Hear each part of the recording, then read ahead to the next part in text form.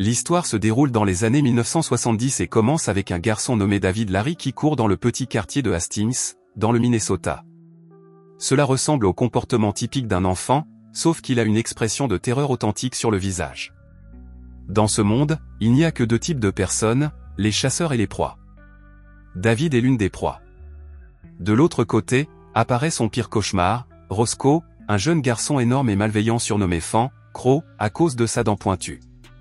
Il semble que David ait réussi à humilier Roscoe pendant un cours d'orthographe, ce qui ne plaît pas du tout à Roscoe.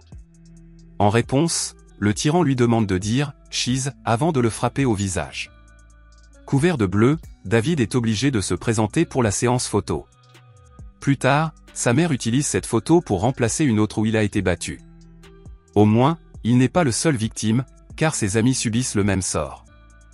L'un d'eux est Wolf, un garçon qui a une étrange passion pour mettre le feu aux choses. Un autre est Gary, un petit garçon potelé qui pense qu'il n'y a que deux groupes alimentaires, la viande et tout le reste.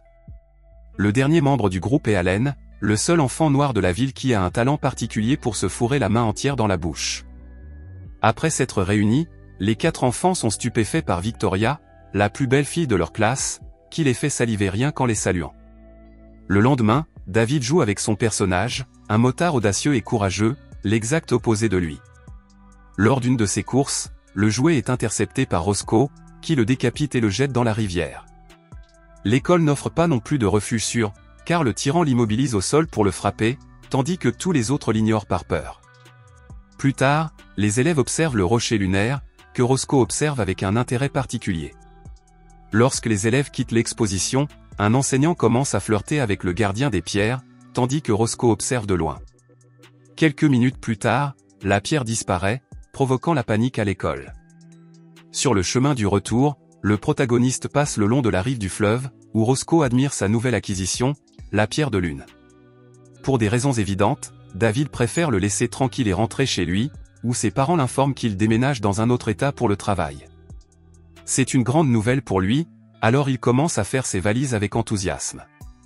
Cependant, avant de partir, il veut se venger de Roscoe, alors il dit au directeur que Roscoe a volé la pierre. Alors que David quitte la ville, il voit son ennemi juré se faire arrêter par la police. L'avenir du protagoniste semblait prometteur. Même si, 26 ans plus tard, nous le retrouvons en tant qu'écrivain raté dont personne n'achète les romans. Pire encore, les gens le prennent pour un employé de la librairie et lui demandent où se trouve la section Stephen King. En tant que père divorcé, David doit s'occuper de l'éducation de son fils Ben, un garçon rebelle qui ne fait que causer des problèmes à l'école. Juste au moment où David pense que le reste de sa vie sera comme ça, il reçoit une lettre de son ancienne école secondaire, qui lui demande d'enseigner l'écriture créative pour le semestre d'automne. C'est l'occasion idéale de prendre un nouveau départ. Bien que David soit enthousiaste à l'idée de retourner dans son ancienne maison à Hastings, son fils a du mal à s'adapter. En partie parce que ce sera le nouveau garçon de l'école et qu'il ne veut pas que son père l'accompagne. Malgré tout, David entre dans son ancienne école secondaire avec la même excitation qu'un enfant et remercie la bibliothécaire de l'avoir indirectement inspiré à devenir écrivain. En échange, le bibliothécaire lui demande de rendre le livre qu'il a emprunté, puis David conquiert rapidement ses nouveaux élèves en leur expliquant comment distinguer une bonne histoire d'un mensonge. Après tout, c'est le but de la fiction. Après le cours, David se rend dans la salle des professeurs où il retrouve Victoria, qui enseigne désormais l'éducation sexuelle. Comme elle doit donner un cours, ils n'ont pas beaucoup de temps pour discuter, mais ils ont l'intention de rattraper le temps perdu plus tard. Pendant ce temps, Ben rencontre Kirby, un garçon qui pourrait très bien être la réincarnation de David, car il est la cible de tous les tyrans, et Ben est l'un d'entre eux. Après le conflit, David est convoqué dans le bureau du directeur, où il rencontre Ross, le père de Kirby, un professeur de menuiserie un peu timide mais gentil. Après la rencontre, les deux pères continuent à parler comme des amis, jusqu'à ce que David remarque quelque chose de bizarre dans le sourire de Ross, il a une dent pointue, c'est vraiment Roscoe, son pire cauchemar. C'est à ce moment-là que l'homme se souvient qu'il ne s'est pas encore présenté officiellement, même si avant que David puisse dire son nom de famille, l'alarme incendie se déclenche. Cette nuit-là, le vieux groupe se réunit au bar du coin, où David confirme que Gary est toujours en surpoids et qu'Allen arrive toujours à se mettre le poing dans la bouche. Leur conversation se tourne vers Roscoe, qui, selon ses amis, a été envoyé dans un terrible centre de redressement pour avoir volé la roche lunaire. Après des années passées dans cet endroit, il a découvert que ses parents avaient quitté la ville, et il a grandi dans un orphelinat. Tout cela explique pourquoi il est si différent maintenant. En parlant de l'ancien tyran, il est en train de rentrer chez lui en ce moment même, où ses enfants désobéissants font des ravages et où sa femme se plaint de son salaire médiocre.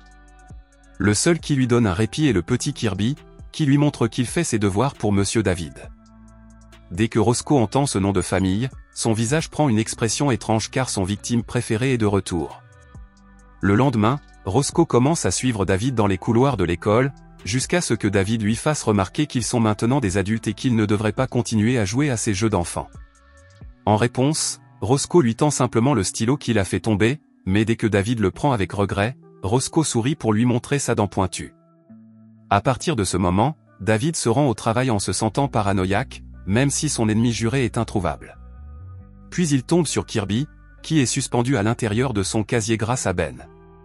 Pour réparer ce que son fils a fait, l'enseignant raccompagne Kirby chez lui. Partager des conseils pour échapper aux brutes.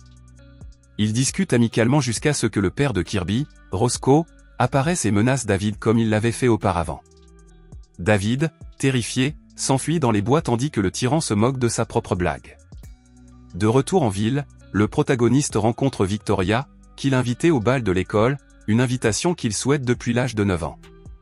Au bal, David est complètement concentré sur son rendez-vous, tandis que Ben et ses amis cherchent Kirby.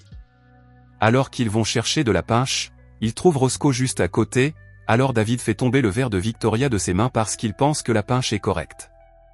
Ce faisant, David passe du statut de professeur le plus cool à celui de plus grand rabat-joie, décevant son fils.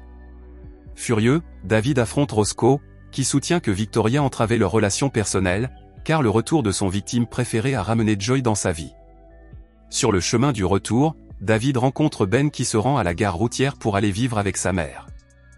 David lui rappelle qu'ils ne savent même pas où elle est et que l'épouser a été une erreur dès le début, même si au moins cela lui a permis d'avoir Ben. Il dit à Ben que c'est la meilleure erreur qu'il ait jamais faite. De retour à la maison, Roscoe élève la voix pour la première fois depuis longtemps, allant même jusqu'à jeter la télévision dans le lac pour ne plus être distrait.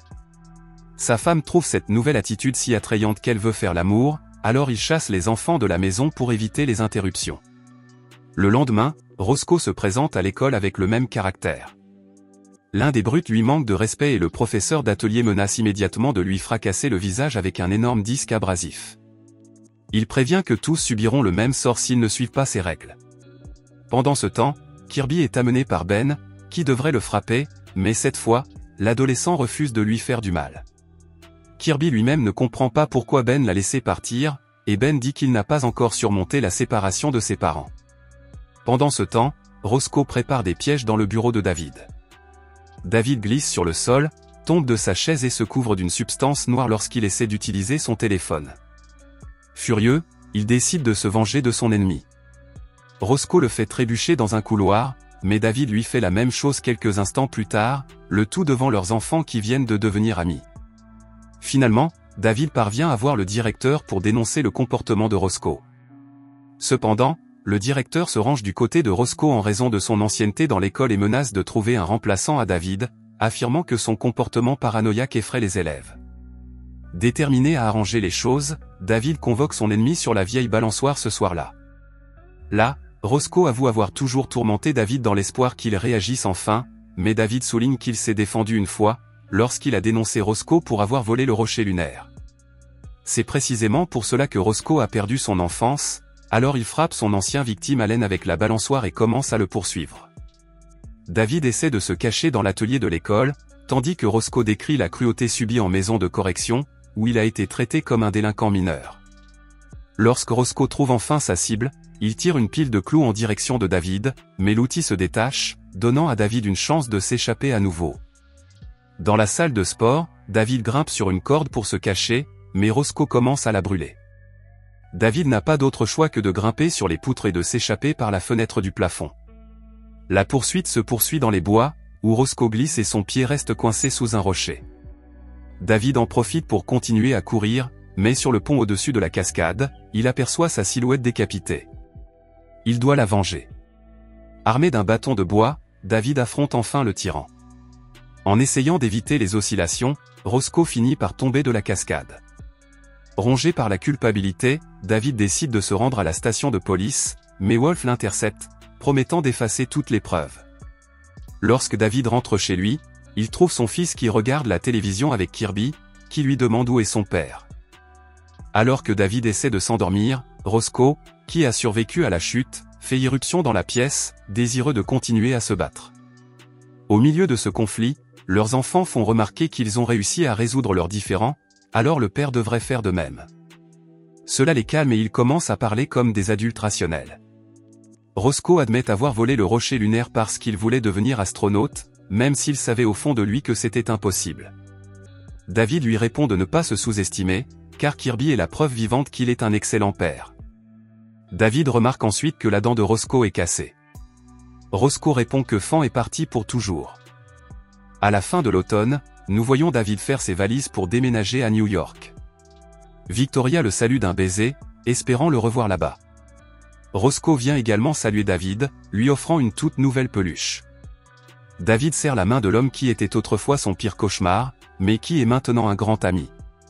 Cependant, Roscoe commence à le poursuivre dans la rue avec son camping-car et sa famille.